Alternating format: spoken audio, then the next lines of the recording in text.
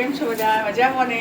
સ્વાગત છે તમારું મારી યુટ્યુબ ચેનલમાં Alka Prajapati short and long વિડીયોમાં. તો હમણાંથી ઘણા દિવસથી મેં બ્લોગ બનાવ્યો નહોતો, તો આજે હું બ્લોગ બનાવવાની છું. અમારા ઘરમાં બધા અમદાવાદથી આવ્યા છે, ગાંધીનગરથી. તો એમને ઘઉંનો ખાવો છે. અત્યારે ઘઉંની સિઝન ચાલે છે, તો અમે ઘરે ઘઉં આવ્યા છે. તો મિત્રો તમે જોઈ શકો છો, અમે ખેતરમાંથી ઘઉંનો પૂંખ આવ્યા છીએ. તો આ ઘઉંનો પૂંખ બધાને ખવડાવવાનો છે, અને કેવી રીતના એનો મોરલો ગૂંથવાનો, કેવી રીતના પાડવાનો, એ બધું તમને હું બતાવીશ બ્લોગમાં. તો તમે પૂરો વિડીયો જોજો, અને અમારો વિડીયો ગમે તો લાઈક, શેર અને સબસ્ક્રાઈબ જરૂર કરજો. તો પૂરો વિડીયો જોજો. મિત્રો, મોરલો કેવી રીતના ગૂંથાય એ રીતે અમારે આ રશ્મિભાઈ છે, એમને જ મોરલો ગૂંથતા આવડે છે. તો એ મોરલો ગૂંથે છે. તો આવી રીતના ત્રણ ચાર ઘઉંની ઊંબીઓ ભેગી કરીને એમને આપે જવાની, અને સરસ મોરલો ગૂંથી દેશે. તો તમે જોઈ શકો છો કે કેવી રીતના મોરલો ગૂંથે છે. તો એમને બતાવો કેવી રીતના મોરલો ગૂંથાય.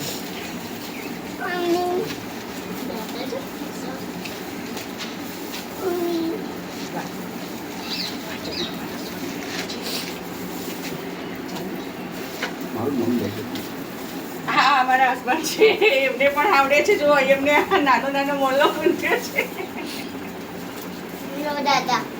આ મારી ઢીંગલીઓ છે, અમારા જેઠાણી છે. એમને નહીં પણ ફૂલ બહુ ભાવો હો.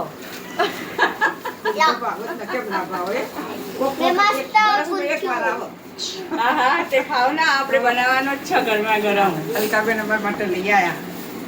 અમને પણ તમારા અંગાથી ખવડાવેલો જ ખાવાનો. સારું ને, અમે આયા તો તમને મળો.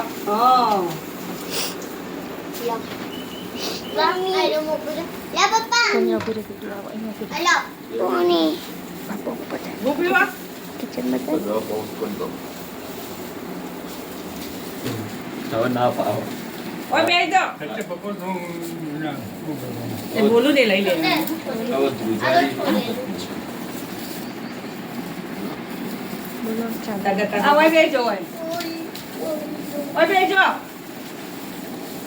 પછી તો જવું જ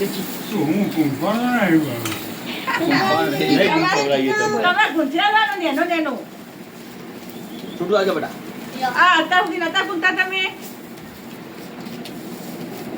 બોલતા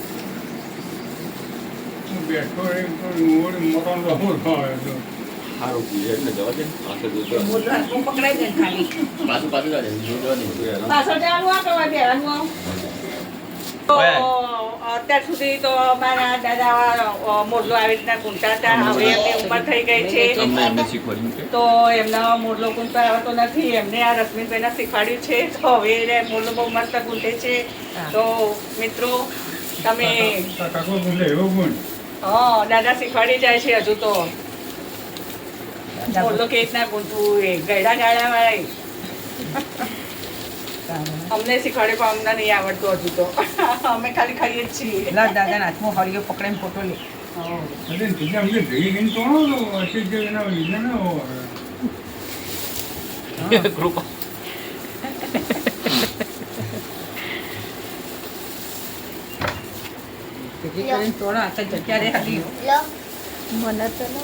કેટલા મોટા થતી ઘણા દર તો થશે.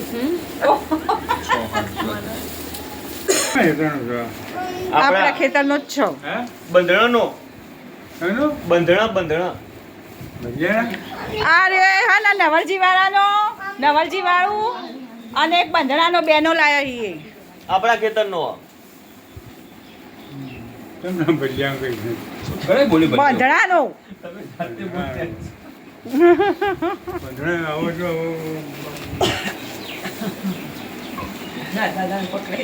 કઈ પાય એક કોણ પીશે